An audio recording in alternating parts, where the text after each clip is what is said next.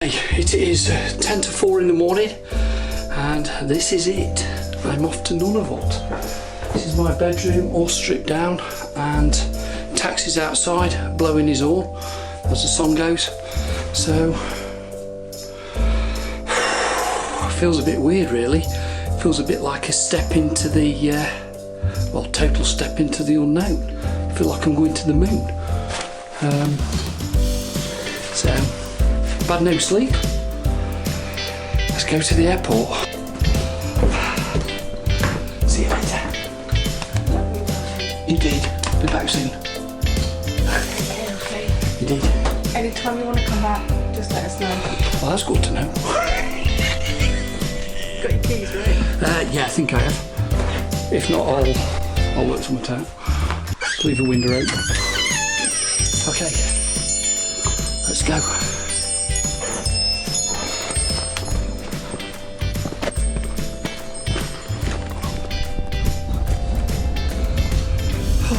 Chilliwack at 4 o'clock in the morning.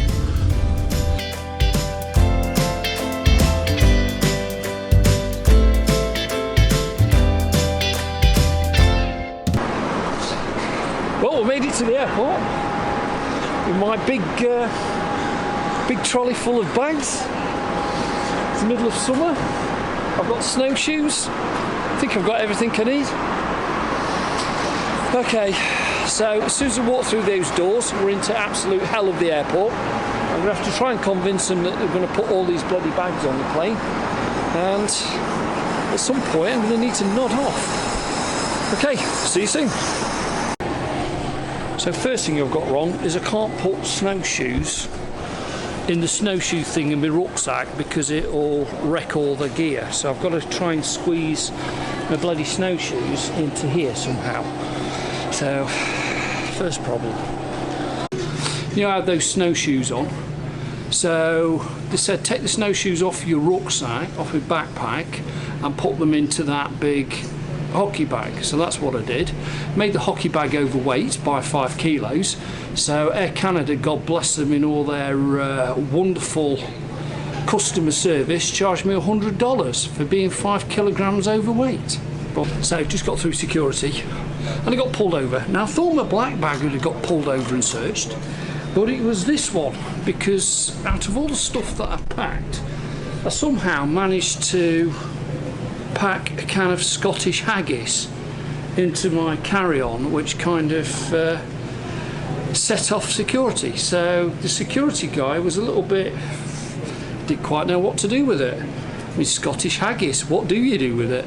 So, but he let me keep it, so God bless him, I've got a can of Scottish haggis. I guess the other thing hanging around in the airport is I always had this when I was a kid. Yeah, when you thought what you're going to be when you grow up. I always had this idea of jet setting around the world. You know, jumping on a plane and going here and jumping on a plane going there. And I'm kind of doing it. It's exhausting. I think I'm too old for it. So, yeah, I need a nap. But this is what you want, so this is what you're doing.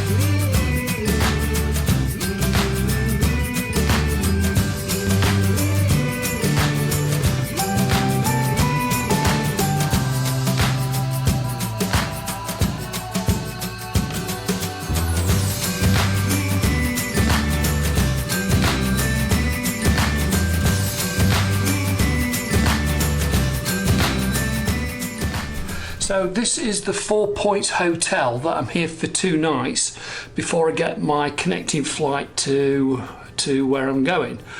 Well, that was easy. You just kind of walk out of the hotel, pick your bags up, put them on the trolley, walk across the car park and into the hotel. You can actually bring your airport trolley in here with your bags.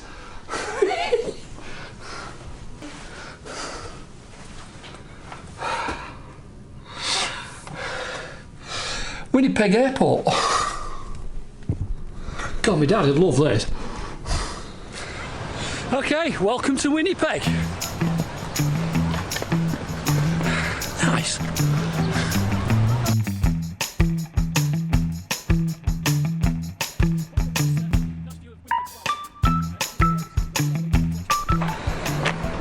Okay, the Museum of Human Rights. Go check it out. Still looks like a transformer to me though. It's definitely going to stand up in the next 5 seconds and turn into Oculus Prime. Or maybe not.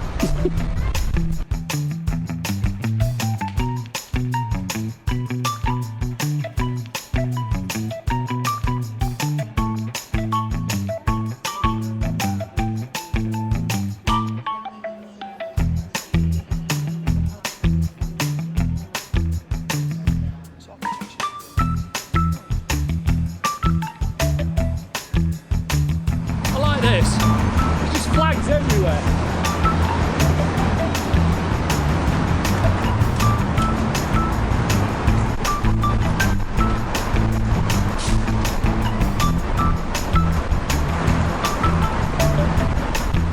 Oh yes, sorry, I had a bit of a brain fart there. I completely lost my train of thought. The second reason I'm down here is I've got to buy some boots. So for all that planning and prattling about, making sure everything's okay, and I've got all the equipment for cold weather, it looks like for the next few weeks it's going to actually be nice and warm up there, and so I'm not going to get the Arctic blast. But number two, I packed a pair of snow boots that I've had for years, and they're made by Oakley. Really good boots, quite expensive boots, and I haven't worn them that often because they've been too hot for Vancouver.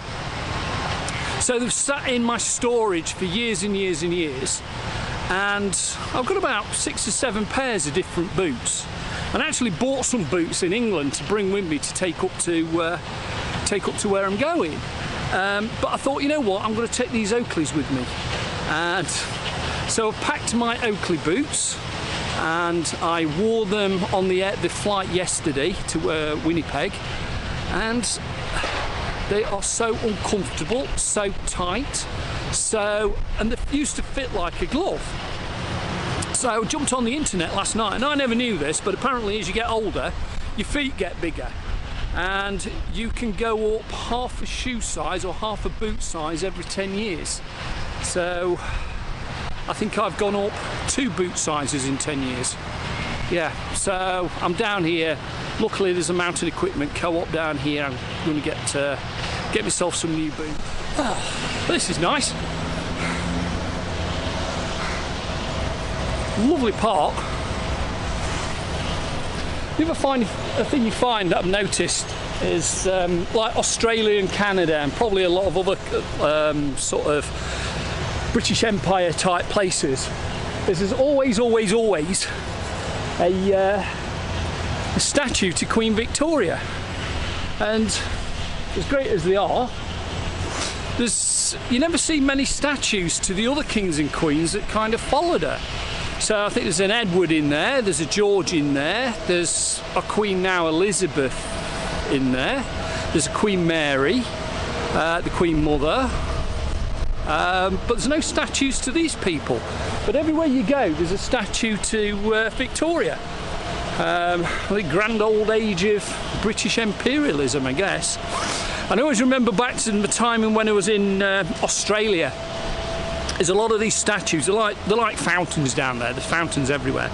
So a lot of these statues are in the middle of fountains with like jets of water pluming up and all the rest of it. And on a daily basis, the Australians love nothing more than to empty a packet of dish detergent into the fountain. So it all kind of foams up.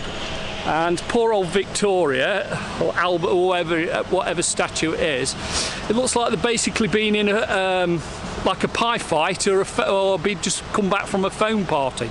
Just foam everywhere.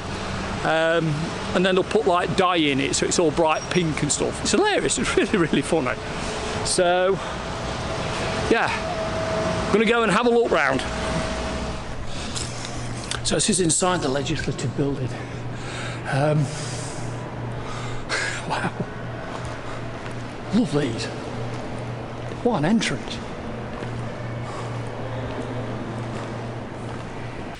Understanding, faith, hope, and charity, and generosity. And sorry, I'll just let you know we can't film on. Oh, sorry. Oh yeah, you can take pictures, but Yeah. we just can't have the tour filmed. Tall films. Okay. Yeah. I think that's about the 7th time I've been told off this year in different places for filming. Okay, I've done it again, but there again, this is what you do when you're vlogging, is you bumble into places with your camera thinking everything's okay, and those guys down there said I could film everywhere, and then, you can't film in here. Whew. Okay, back in my hotel room. 30 degrees out there, sticky as hot as hell. So you always know you've had a good day, I think. When you're hot, you're sticky, you come back, you're tired, your feet ache, and the city map that you got from the hotel lobby that you've been following meticulously has fallen to pieces.